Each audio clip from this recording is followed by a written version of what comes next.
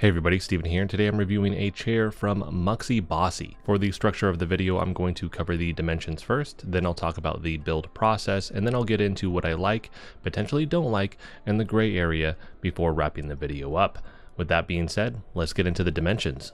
Now, I'm not going to cover every single dimension here just because some of this will overlap with the physical adjustments when I cover those. But looking at the seat width here, this is 20 inches for that, which is pretty standard. Usually you see 20 to 21 inches. For the total height from the seat all the way up through the headrest there, it is 29.92 inches. And then for the headrest itself, it is 6.7 inches, and then it's 13 inches wide. The widest part of the backrest is going to be 20.87 inches. When we're looking at the armrest, it's 3.54 inches wide and then 10.23 inches long. And then the base is going to be 27.16 inches. And then total load capacity that this can handle is 300 pounds. One last thing that I do want to note is this is the mesh version of the chair that I have, but they do have a foam pad version of this for the seat cushion if you wanted to go that route. That one can actually hold 330 pounds too, so it does come with the increase in the total weight capacity that it can handle. Outside of that, there is no difference. The only thing here to note is the black version comes with the foam seat cushion with it, and then the gray one is just total mesh. You can't actually pick a different color, so black is going to come with the seat cushion here, the gray one is going to be mesh throughout the whole chair. And last, this is BIFMA in Class 3 SGS certified, and then this has a 30-day money-back guarantee and a 3-year warranty. Shifting over now to the building process. This took longer because every part you actually have to make, but this is the smallest package for a chair that I've ever received. So on one side, you're actually condensing the total material needed for this to get shipped to you, because a lot of times they're massive boxes with a lot of waste. On the other side, it took longer to make. This took roughly 28 minutes to actually make this chair, where some of them where they have like the wheels and the base already made or something like that, like it can take anywhere from like 10 to 15 minutes. Not a big deal, but it did take a little bit longer to make this chair. Outside of that, build process was pretty straightforward. I do wish that they would have labeled on the bottom seat left versus right just to make it a little bit easier. They do have that on the armrest, but not on the actual seat cushion. But outside of that, that was kind of the only thing I ran into, because I ended up putting them on the wrong side and had to redo that. But that was a quick fix. And then after that, I was good to go. And I do want to note that you do get all the tools to make the chair inside of the box, and you get 2 spares for all of the parts. Shifting over now to the physical adjustments for the chair. For the height, this has a total adjustment range of 6.69 inches. For the tilt, this has 3 locking positions, 90, 115, and 135 degrees, or you can actually leave this unlocked and rock back and forth. There's a knob on the bottom of the seat to adjust the tilt tension here as well. And here I'm actually going to unlock this, and you will see me actually just rocking back and forth with this. Again, the tilt tension knob is on the bottom of the seat if you wanted to make this loose or tight based off your preference. The seat depth can be changed and has a total range of 1.97 inches. You can slide this back and forth. There is a lever on the side that you simply lift up in order to do this. From what I can tell, there seems to be about 3 or 4 different positions that you can actually put this in based off just how long your legs are to match your height and overall comfort for the chair. Next, we have the height adjustment for the armrest. The total height adjustment is going to be 2.8 inches, but within that you have bottom, middle, and then the top. And my assumption is that the middle position is just the difference between the total height adjustment, so it would come in at 1.4 inches. The armrest can slide back and forth a total of 6.29 inches, and then they can actually rotate in and out 35 degrees. These can also slide to the side, like to the left and the right, a total of 2.16 inches. So you can actually kind of move these out further from the body or bring them in tighter if you wanted to. For the lumbar support, this actually has a height adjustment to it. So you can slide it up and down, and then it can tilt. So for the up and down, it can go 3 inches. For the tilt, it can actually tilt a total of 35 degrees. And then on top of that, it can actually push forward up to a total of 3 inches. So you can kind of have it like in a neutral position or scale that all the way up to 3 inches. Next, for the headrest, this has two joints on it. The first one, which is closest to the chair, can be tilted 135 degrees. The second joint can be tilted 107.5 degrees. So you have those two joints that you can adjust this with, and then you have the total height of the actual headrest. And for that, this can adjust a total of 1.57 inches. So the combo of all of these adjustments for the headrest allow you to put this in the optimal spot to support your head. So now that I've covered the physical dimensions, the building process, and then the physical adjustments, let's get into what I like about this chair, starting with overall comfort, which I think is decent here. It's not going to best some super high-end chairs, obviously, but for the price here, it does provide a good amount of comfort. With the mesh material, it kind of clings to the skin a little bit. It's not as bad as other chairs that I've used in the past where it just like literally grips your skin.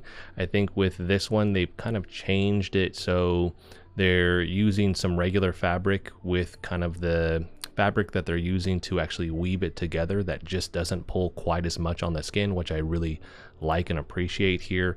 If you have exposed skin on it, it will pull maybe just a little bit, but nowhere near like some of the other chairs that I've used in the past. The one thing that I do note though is that with this being mesh, if you have any air, let's say, or noise that comes out of your body, it's gonna go right through the chair. You're gonna hear it. It's going to be audible with this. So do keep that in mind. This also provides a more firm amount of support with the seat cushion versus the foam seat cushion. That's going to be a preference thing. I would say that I would probably lean more towards the foam cushion for overall comfort, but if you're somebody that needs a lot of support with the chair, this is going to provide a little bit more of that compared to the foam, which kind of sinks in. This has a little bit of like give to it, but not a lot there. So if you want, again, a more firm chair, this is going to be the way to go. I like all the physical adjustments that this provides. It's going to cover all of your bases with this, from the armrests to how much this can lean back. You get the 3 different settings there, how many adjustments you actually get with the neck rest, and then the good amount of lumbar support that you get with the twisty knob on the back, so you can kind of set this right to your liking. I also like the fact that you can tilt this up and down because this is somewhat of a bucket seat, meaning you kind of sit back into a pocket.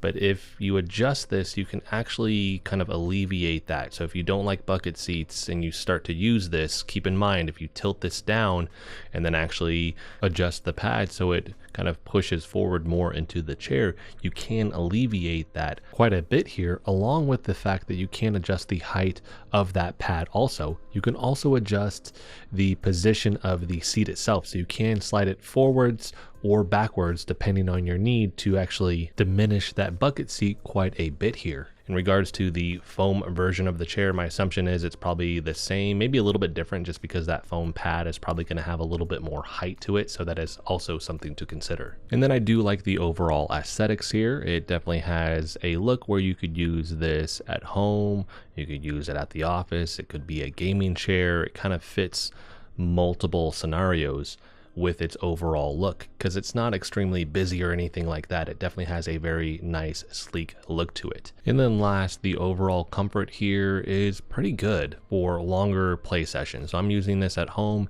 in my office, so playing video games, working on these videos, things like that. If I'm sitting in this chair for a couple hours, the comfort here is really good in terms of just offering me a good amount of support and adjustments that I may need. I personally would probably prefer the foam seat cushion, so I think when you're going into it, look at those two options, and the foam seat cushion is just going to be a little bit softer, where again, this is going to be a little bit more firm, so it just depends on what you need. Shifting over to the negatives, I'm happy to report that I don't have any standout negatives here, because a lot of things that I'm going to talk about are going to be really more of a preference thing, and that's going to be in the gray area, which are things you may or may not care about. And I actually only have one thing to cover here, and it's something that I actually mentioned earlier, and it has to do with any mesh chair when it comes to the seat cushion. If you are going to pass air, wind, make any type of noise with your body, it's just going to go right through the chair. Like, there's nothing to absorb that sound. So keep that in mind. If you're using this in an office, is why I bring this up. That may become a potential issue, or at least something I would want you to be mindful of before you buy any chair that has a mesh seat cushion. Luckily here you have the two options when it comes to this, so you could get the foam, which shouldn't have that issue really. The interesting thing when it comes to that too is the foam seat cushion version of this is actually discounted as of the making of this video down to basically $230 with another $30 off coupon that you can use. Normally both of these are $319.99, so $320. So this right now is actually going to be cheaper than the mesh version that I currently have for this review. So that one is still at the $319.99, so $320. It has a $40 off coupon right now, but it brings it down to $280. So $200 for the foam seat cushion versus $280 for the total mesh. Again, that is a preference thing, but obviously price is going to impact your purchasing decision, so I would take note of that fact. And in the $200 to $400 price range, it is very competitive when it comes to chairs and the various options that are out there, because there are a lot. But I do think Muxibossy here does hold their own in that price range, because this does offer good comfort, lots of adjustments, and really good aesthetics. Just keep in mind some of the things that I mentioned that you may want to consider between the foam seat cushion and this version in regards to some preferences that you may have towards one over another. Well, that's going to wrap this video up. I will have a link for this in the description if you want to pick it up, and it's going to be one for each version of the chair, so you can choose between the two. If you have any questions about this, let me know in the comment section. I will make sure to answer that for you there. If you like the video, hit the like button for me as it helps the channel out. If you want to continue to follow along with all my content, hit the subscribe button for me. And as always, thanks so much for watching, and I'll see you in the next video.